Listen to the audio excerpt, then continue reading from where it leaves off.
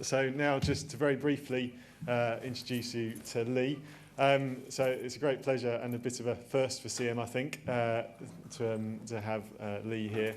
So Lee Ridley is also known as a Lost Voice guy, and some of you might have seen some of his YouTube videos or his blog or things like that a while ago, and it seems he's been very busy since we first heard about him and now, and hopefully we'll find out a bit about what he's been up to.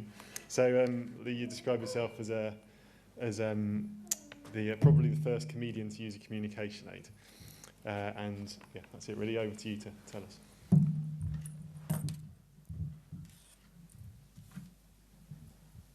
Hello, ladies and gentlemen. Thank you for that lovely welcome. It felt good. In fact, I haven't felt that good since the doctors told my mother I was a special child. Seriously though, it's great to be here. I'd like to thank everyone for coming. I know you all usually watch EastEnders or the football on a Sunday afternoon, so I appreciate you giving me your time. Luckily for me, I can still watch the football on my iPad while I talk to you. Don't worry, I will try not to give away the score. Anyway, I'm sure you don't want to listen to my monotone voice for the next hour or so. That is why I have brought my alter ego along with me today. Her name is Lucy, and I'll introduce her in a moment. Basically, I thought it would be nice if Lucy asked me some questions, which I would then answer for you. Some of the questions have been asked by yourselves via Twitter, some I have made up myself, and the others are those questions that I'm already sick of answering. Ladies and gentlemen, please welcome Lucy. Thank you, Lee. And thanks for inviting me here today. I'm looking forward to getting to know all about you. I guess I better start by asking you about your background. Well, I'm 31 years old and I'm from Newcastle, in the northeast. I studied journalism at university, and I currently work in the media team at Sunderland City Council.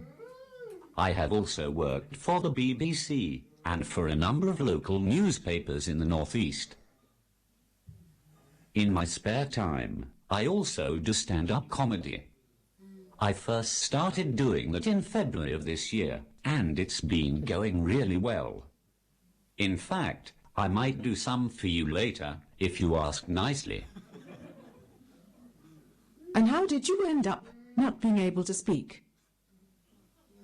That's a bit of a personal question for this early in the interview, Lucy, but fair enough. I was very ill when I was 6 months old, and I developed cerebral palsy as a result.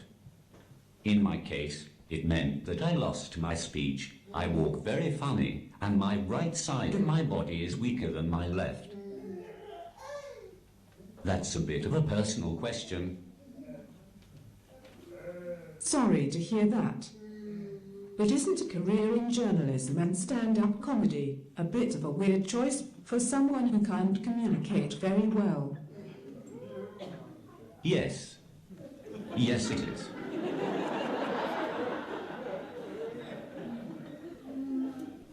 Are you going to elaborate on that? I guess I just never saw my disability as something that could hold me back. I've always loved writing, and being a journalist was the only career that I ever wanted to do. I was lucky that I had a great English teacher who taught me to follow my dreams. I'll never forget how much he pushed me to achieve my best. Obviously, I hated him for it at the time, but now I can appreciate what he did for me. Don't get me wrong. I knew that getting a job in journalism would be harder because of my disability. I didn't see that as a reason not to try, though. I guess I just had my heart set on it. I was lucky to have very supportive family and friends, too. I wouldn't be here today if it wasn't for them. They never stopped me from doing what I wanted, and were always the first to help out. Like I said, I never saw my disability as a barrier to doing anything. I was always going to be a journalist. I was always going to go to university, and I was always going to be independent. My disability is a big part of me, but I've never let it rule my life. Some people would say that's brave or courageous, but I don't believe it is. And I hate being called that. There's plenty of people who deserve to call brave more than me. I'm just a guy trying to get on with his life. As for why I decided to try stand-up comedy, I guess I'm just a bit mental. So, what made you decide to try to do stand-up comedy? I've always been a big fan of comedy, and I love going to watch stand-up comedy myself. I'd always said that, if I could talk, that would probably be my dream job. I never expected to do it, though. I just didn't think it was possible. Then, some friends said that it might work, and that I should try it. I thought they were crazy at first, but the idea stuck in the back of my mind. Eventually I decided to give it a try because I knew I'd regret it if I didn't. It seems like I was right. Even after agreeing to do it, I was worried that it wouldn't work. I was scared that people wouldn't be able to understand me, and I'd just be standing there telling jokes to myself. I was worried it wouldn't work from a technology point of view either. Once my first gig was out of the way, though, I was much more confident about it all. Obviously, it must be harder doing stand-up comedy with a communication aid. What problems do you face? The main problem is trying to get it to say things correctly. For example, it can't say iPad, so I have to spell it a different way. I also have to put random punctuation in the middle of sentences, so that it breaks it up and makes it easier to understand. So, once I write my material, I usually have to go through it again and check that it sounds okay. There has been times when I have had to change my jokes, just because it doesn't sound right. The sound can be a bit of a nightmare as well. I have to sound check before every gig. Sometimes it is fine, but other times it is not the best. Then I have to mess about with it until it sounds okay. I've learned a lot about how all these wires work in the past couple of months. Would you say the communication aid affects timing? How do you structure your material to counter this? Definitely. It was one of my main concerns when I first started doing stand-up. And it is still something I have to think a lot about. It's slightly harder for me to stop in the middle of a joke and allow laughter. It's trial and error, really. If I know a laugh is coming, I can get ready to pause it. Every audience is different, though. Sometimes I put random punctuation in a joke so that there's time for people to laugh too. It's just a case of knowing how to use things to your advantage. I'd like to think I'm getting better at it. How do you go about preparing and delivering your sets? How much of the material is entered ahead of the performance? And to what extent are you able to react and respond to things that the audience might say or do? I write the material beforehand and copy and paste them into the iPad. Then I just press the jokes I wanted to speak during the gig.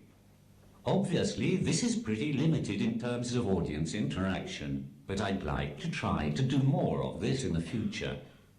It just depends on how fast I can type. I have got some comebacks stored just in case I get heckled.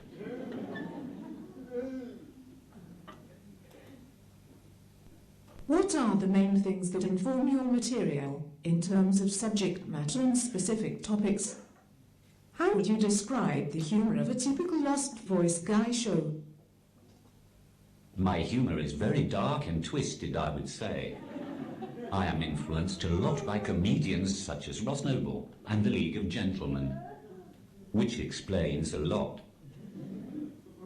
I mostly concentrate on my disability and the funny side of it. I enjoy taking the piss out of myself. I realize that this may make some people feel awkward, but I think that helps me. Because I base it on myself, I think I get away with it more. When people realize this, they tend to come on side. How do audiences react when they realize you use a communication aid? I think it varies, really. A bit like it does in real life. Sometimes you can hear the gasp come from the audience when I walk onto the stage. I think that helps though, because they don't know what to expect. So when I hopefully make them laugh, I think they enjoy it more. It can't get any worse than in real life, when people think I'm deaf as well and insist on writing everything down, or start shouting at me for no reason. By getting up on stage, I'd like to think that I'm educating people that disabled people are just the same as everyone else. I honestly believe that some people think that disabled people aren't allowed a sense of humor. Obviously, I don't really care what they think, but if it helps change someone's view, then it must be a good thing. Have you given much thought to having a custom-made voice to do various tones or emphasis on words to enhance your act?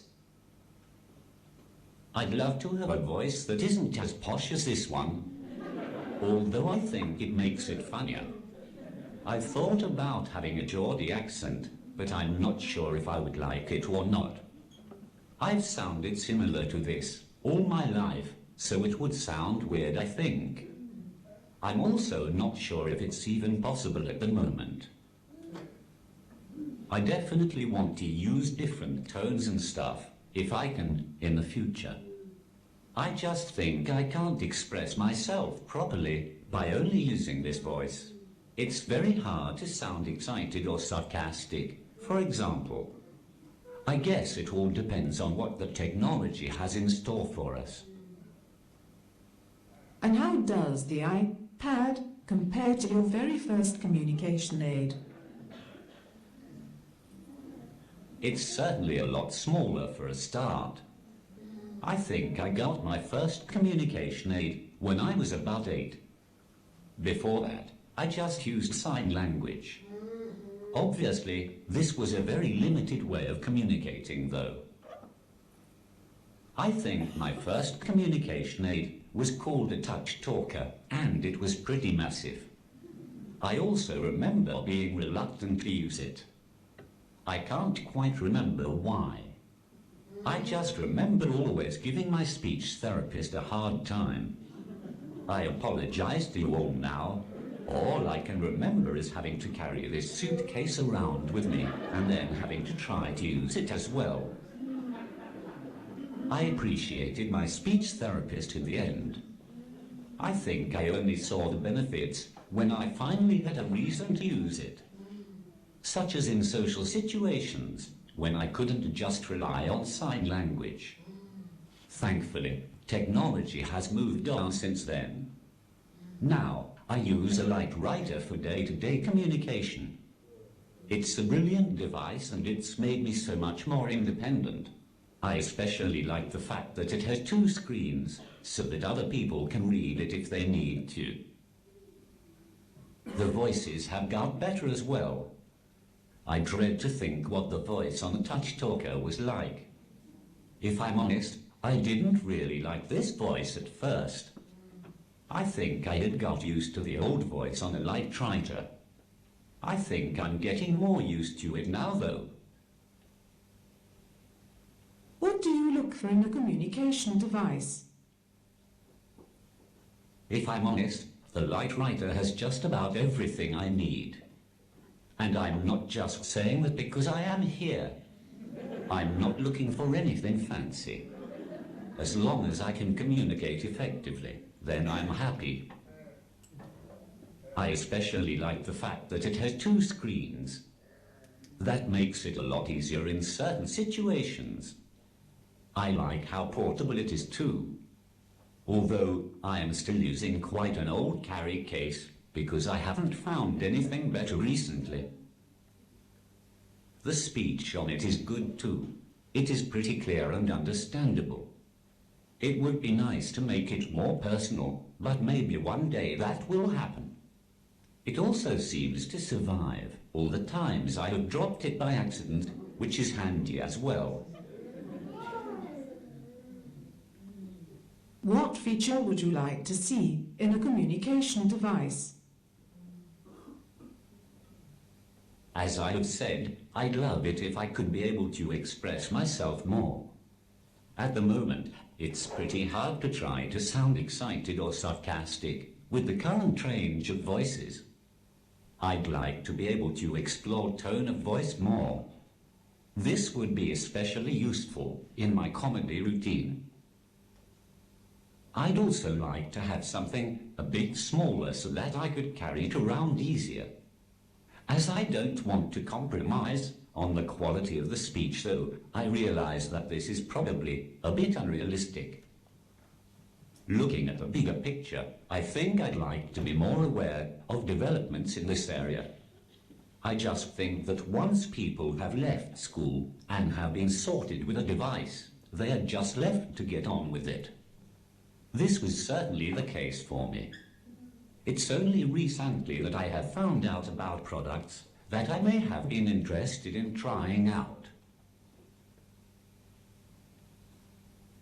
Was there any aspect of the recent Olympics in which more people like you could have been involved? Well, I wouldn't have minded Stephen Hawking's job in the opening ceremony. Seriously though, that's quite a tough one to answer. I think that I would have liked to have seen more of a presence on television in general. But I'm not sure how they could have fitted in with the actual Olympics. Thank you, Lee. You're a very interesting and intelligent guy.